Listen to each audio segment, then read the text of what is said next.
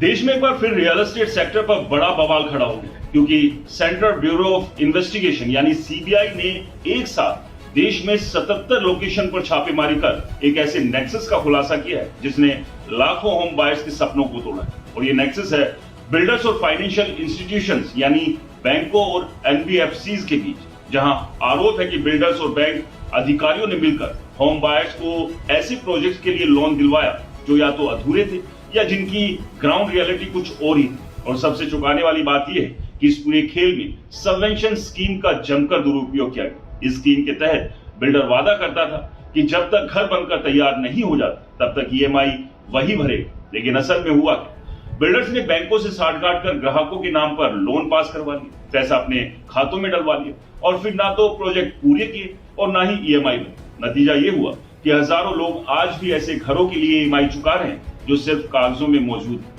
CBI की इस कार्रवाई में देश के कई बड़े शहरों जैसे दिल्ली एनसीआर, मुंबई, बेंगलुरु, पुणे और अहमदाबाद में एक साथ छापेमारी हुई, जिसमें कई बड़े बिल्डर ग्रुप्स और बैंक अधिकारियों के ठिकानों को खंगाला गया। शुरुआती जांच में सामने आया कि फेक डॉक्यूमेंट्स, ओवर वैल्यूएशन और गलत अप्रूवल्स के जरिए हजारों करोड़ का खेल खेला गया। कई मामलों में कस्टमर को बिना उनकी पूरी जानकारी के लोन एग्रीमेंट्स में फंसाया गया और कुछ केस में तो ऐसे भी खुलासे हुए जहां प्रोजेक्ट के लिए जमीन ही नहीं थी लेकिन लोन पास हो, यानी पूरा सिस्टम ही एक स्कैम मशीन बन चुका है। और ये पहली बार नहीं जब इस तरह का बिल्डर बैंक गठजोड़ सामने आया।